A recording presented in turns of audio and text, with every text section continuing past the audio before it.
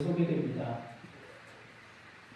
어떤 사람에게는 그 강이 경제적인 어려움일 수도 있고 또 다른 사람에게는 건강의 문제, 관계의 갈등 혹은 앞이 보이지 않는 미래일 수도 있습니다. 오늘 한 주간 살아가면서도 우리에게는 어떠한 일들이 일어날지 아무도 모릅니다. 그 감을 돋을 때마다 또 한 주간이 시작할 때마다 우리는 이 길을 믿음으로 나가야 됩니다.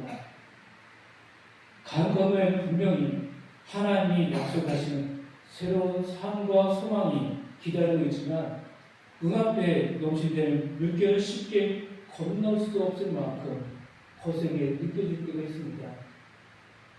그래서 우리가 이 강 앞에 섰을 때에 흔들리고 때로는 뒤로 물러서고 싶어질 때가 있습니다. 이스라엘 백성도 마찬가지였습니다. 여호수아 3장에서 그들은 요단강 앞에 서 있습니다. 곧 범람할 것 같은 강물은 인간의 힘으로는 도저히 건널 수 없는 두려움에 잠겨있습니다. 그들이 할 수 있는 것은 무엇이겠습니까? 하나님 그들을 위해 무엇을 하고 계십니까? 이 여호수아 3장에 시작하며 하나님이 지금 너희들과 함께 한다는 사실을 다시 한번 강하게 보여주고 계십니다. 본문은 우리가 인생의 강 앞에 섰을 때 어떻게 해야 하는지를 가르쳐 주십니다. 여호수아 3장의 말씀에서 하나님이 우리에게 주시는 길과 해답을 함께 살펴봅시다. 첫째는 하나님이 우리를 위해 먼저 들어가신다는 것입니다. 이 범람한 강, 이 강에 하나님이 먼저 들어가신다. 이스라엘은 약속의 땅을 눈앞에 두고 요단강 앞에 서 있습니다. 본문에 앞서서 이 시기에 대해서 그리고 오늘 본문 15절에서 지금 어떠한 시기인지를 기록해 놓고 있습니다. 때는 곡식 거두는 시기 3월과 4월 사이라고 기록되어 있습니다. 이 시기에는 헤르몬 산의 눈 녹은 물과 요단강 상류부터 흘러오는 물이 합쳐지면서 언덕을 넘치며 범람하는 시기입니다. 그림에서 보는 것처럼 이 시기는 두 가지로 볼 수 있습니다. 건널 수 있는 시기와 건너지 못하는 시기. 인간의 힘으로는 도저히 건널 수 없는 상황이 지금 펼쳐졌습니다. 그때 하나님은 여호수아에게 말씀하십니다. 오늘부터 내가 너를 크게 하여 내가 모세와 함께 있던 것 같이 너와 함께 있는 것을 알게 하리라. 이 강을 건너면서 살아계신 하나님이 너와 함께 너희들의 공동체 안에 함께하는 이 사실을 깨닫게 해주시겠다는 겁니다. 이 말은 단순히 여호수아의 지위를 높여주시겠다는 것이 아닙니다. 하나님이 여호수아의 권위를 공적으로 세워주시겠다는 약속이요 선언입니다. 하나님은 제사장들에게는 언약궤를 메고 요단 가운데 들어서라고 하십니다. 요단강에 들어서는 것은 단지 그 지점에 멈추는 것이 아닙니다. 백성이 다 지나갈 때까지 이 거센 물 한복판 한가운데서 제사장들이 이 언약궤, 이 법궤를 가지고 서 있는 것입니다. 이 모든 대군들이 다 지나간 후에 그때 언약궤가 이동하겠다는 것입니다.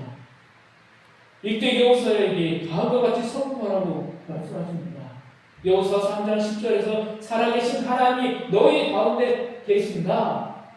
살아계신 하나님이 움직이지 않고 지금 이 강 한복판에 서 계시겠다는 것입니다.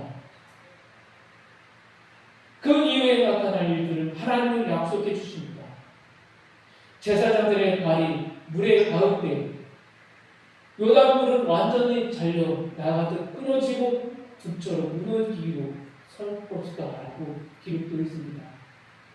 실제로 여호수아와 이스라엘 백성이 하나님의 말씀에 순종하자 놀랍게도 물은 여리고에서 31km 떨어져 있는 상류 아담이라는 지점에 멈추었다는 것입니다. 하나님의 초자연적인 역사라고 볼 수 있습니다. 보면은 제사장들의 발이 물에 닿는 순간과 이 순간이 정확히 맞아 떨어졌음을 강하게 가르쳐주고 있는 것입니다. 하나님의 약속이 실제로 정확한 시점에 이루어졌다는 것입니다. 여기서 우리가 주목할 것이 있습니다. 언약궤가 백성보다 먼저 들어갔다는 사실입니다. 여기서 3장 11절에는 이렇게 선포합니다. 보라, 온 땅의 주의 언약궤가 너희 앞에서 요단을 건너가신다. 그랬습니다. 보라, 감탄사로 기록되었습니다. 주목하는 것입니다. 지금 너희가 눈으로 보는 이 사건은 단순한 의식이 아니라는 것입니다. 하나님의 임재 자체가 너희 앞에 나아간다는 것입니다. 우리는 온 땅의 주의 언약궤라는 독특한 표현도 주목해야 합니다. 히브리어 부분은 언약궤와 온 땅의 주라는 징후를 평행으로 놓았습니다. 따라서 언약궤의 전지는 곧 하나님 자신이 백성과 함께 움직이신다는 사실입니다. 멀리 떨어져 있는 것이 아니라 지금 나는 너희들과 함께하는 하나님이라는 것을 보여주신다는 겁니다. 보면은 우리에게 믿음이 무엇인지 분명히 가르쳐 줍니다. 믿음에 대한 막연한 감정이나 추상적 관념이 아니라 지금도 살아계신 하나님께서 우리와 함께 하시고 우리보다 앞서 가신다는 사실을 신뢰하는 것입니다. 주님이 나와 함께하는 이 사실을 믿는 것입니다. 하나님은 저 멀리 떨어져 있는 하나님이 아니라 지금도 여전히 나보다 내 인생의 앞길을 여전히 인도하시면서 앞에 계시고 내 안에 계신다는 사실입니다. 하나님은 지금도 보라, 내가 너희보다 먼저 간다 라고 말씀하십니다. 그리고 우리가 들어간 그 강물 속으로 먼저 들어가십니다. 우리가 지금 두려워하고 떨고 있는 것, 근심 걱정하고 있는 이 자리에 주님이 먼저 이곳에 들어가신다는 것입니다. 그렇다면 우리가 할 일이 무엇이겠습니까? 하나님이 앞서 가시는 모습을 보고 믿음으로 하나님을 따라 발을 내딛는 것입니다.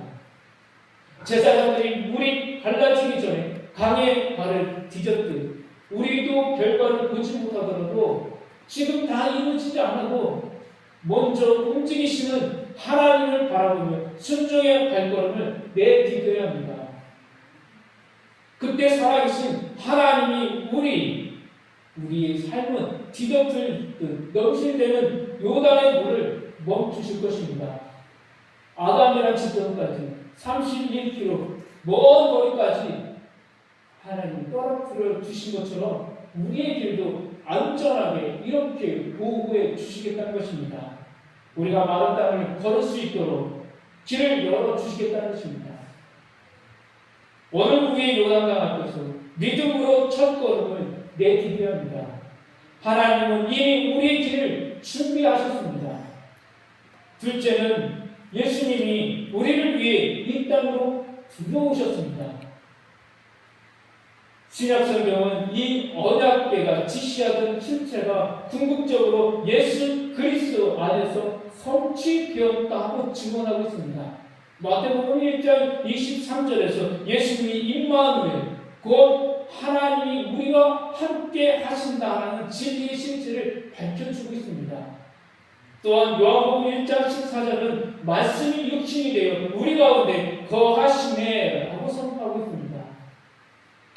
임마누엘 말씀이 육신이 되어 우리 안에 지금 거한다. 이 안에 우리 안에 지금 예수 그리스도를 믿는 성도들 안에 주님이 들어오셨다는 것입니다. 예수님의 성육신을 성막과 성전 그리고 언약궤가 가리키던 모든 임재의 완성이라고 볼 수 있습니다.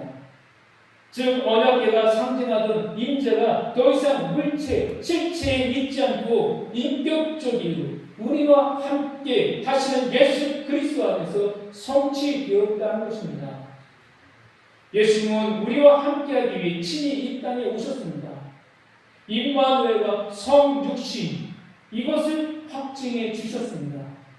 죄 많은 이 세상 속에서 우리 한 사람을 이 죄악에서 건져주시기 위해서 우리의 모든 삶의 질고를 주님께서 대신 짊어지겠다는 것입니다.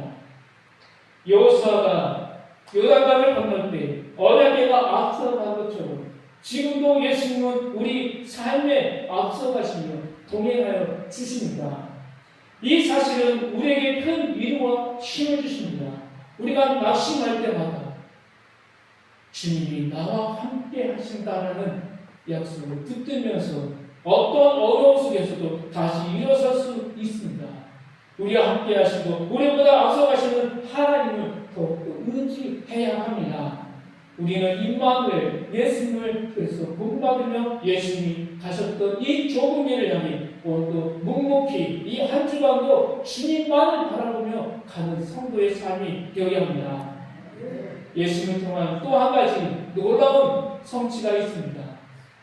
우리가 얻은 새 신분과 새 나라, 그것입니다. 이전에 있었던 내가 아니라 이제 새로운 하나님 나라의 백성의 삶으로, 하나님의 자녀로 내가 하나님 나라의 시민권을 가지며 오늘을 살아간다는 것입니다. 여호수아는 하나님의 뜻을 따라 이스라엘 백성이 요단강을 건너가게 해주신 하나님의 약속 새 땅인 가나안에 들어가게 한 지도자였습니다. 그러나 이 신약에 보면 예수 그리스도를 더 큰 여호수아로 제시해주고 있습니다. 이스라엘 백성들을 가나안 땅으로 입성했던 이 여호수아보다도 더 큰 분, 더 능력 있는 분, 더 안전한 피난처가 있다라고 히브리서는 기록하고 있습니다. 완성을 이야기해 주겠습니다.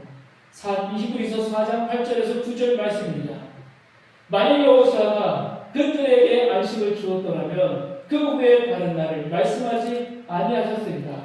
그런즉 안식할 때가 하나님의 백성에게 남아있도다. 안식할 때가 하나님의 백성에게 남아있다.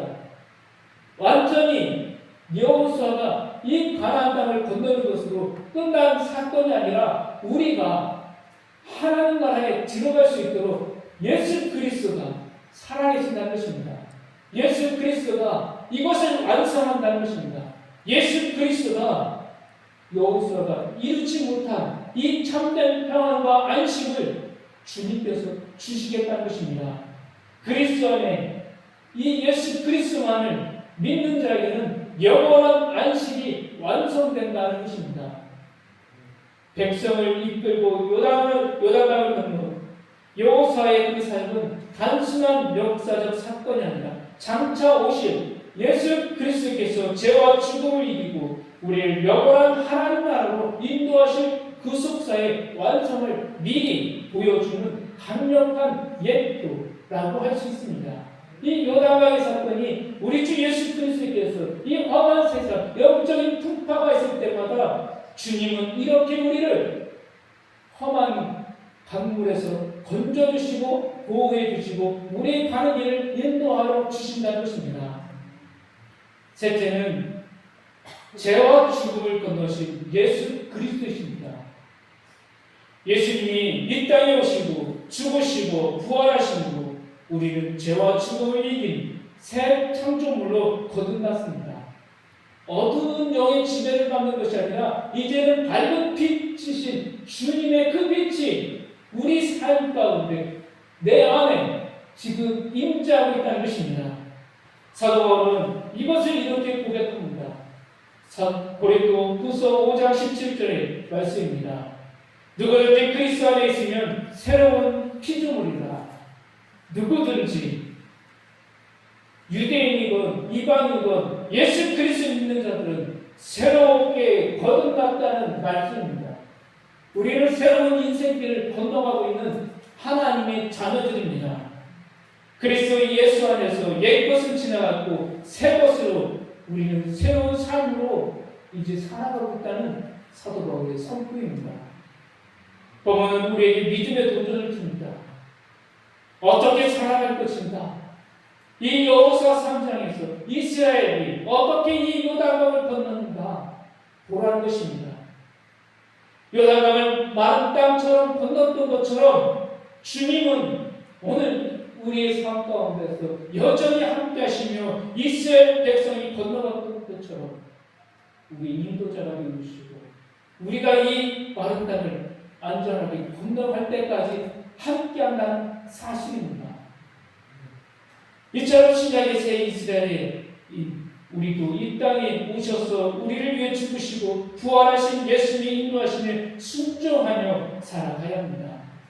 예수님이 앞서 가신 길을 따르는 것이 우리의 가장 큰 사명입니다. 죄와 사망의 강령으로 우리를 새로운 피조물이 되게 하신 예수님이 말씀하십니다. 나를 따라오너라. 강 한복판에 언약궤가 계속 서 있는 것처럼 주님이 계속 양팔을 벌리며 우리가 돌아오기를 기다리고 있습니다. 그러면서 말씀하십니다. 나를 따라오너라. 주님이 지금도 우리의 길을 인도하고 계십니다. 예수님을 따르는 길이 때로는 쉽지 않고 희생을 요구하지만 때로는 이 고독하지만 외로움이 있지만 핍박이 있지만 아픔이 있지만 상처가 있지만 이 길에 순종할 때에 이 험한 강을 안전하게 건너갈 수가 있습니다. 이 강을 건너간 후에 우리에게 무엇이 있겠습니까? 참된 안식입니다. 가나안 땅은 우리에게 보여주는 육신의 안식처였지만 우리에게는 이 영원한 안식 낙원이 이제 기다리고 있다는 것입니다. 인생의 요단강 앞에 서 계십니까? 너무나도 이 강을 건너기가 두렵습니까? 너무나도 힘듭니까? 우리 하나님 먼저 이 강을 들어가셨습니다. 그 하나님의 백성을 위해 예수님도 기꺼이 강물보다 더 험한 세상으로 들어오셨습니다. 오늘 내 삶 가운데 내 가정, 내 사업장, 일터 모든 영역에서 예수 그리스도를 믿는 성도들과 지금 함께하고 계십니다. 그래서 하나님의 백성된 우리가 범람하는 강물과 비교되지 않는 죄와 죽음을 건너게 하셨습니다. 우리 모두 범람하는 인생의 거친 강물이 아니라 하나님과 예수님을 바라보며 순종의 발을 내디딜 수 있는 성도가 되길 소망합니다. 기도하겠습니다. 하나님 아버지, 인생의 장애물 앞에서 하나님이 함께 하시며 우리의 길을 인도하여 주심을 믿는 자 되기를 원합니다. 예수님을 바라보며 순종의 발을 내디딜 때에 또 다른 성령의 역사가 다시 시작되게 하여 주옵소서. 두려움이 아니라 하나님 믿음과 열정과 헌신과 섬김으로 감대함으로 이 한 주간을 시작하게 하여 주옵소서. 예수 그리스도의 이름으로 기도합니다. 아멘. 찬송가 391장 별단의 찬송 하나님께 올려드리겠습니다.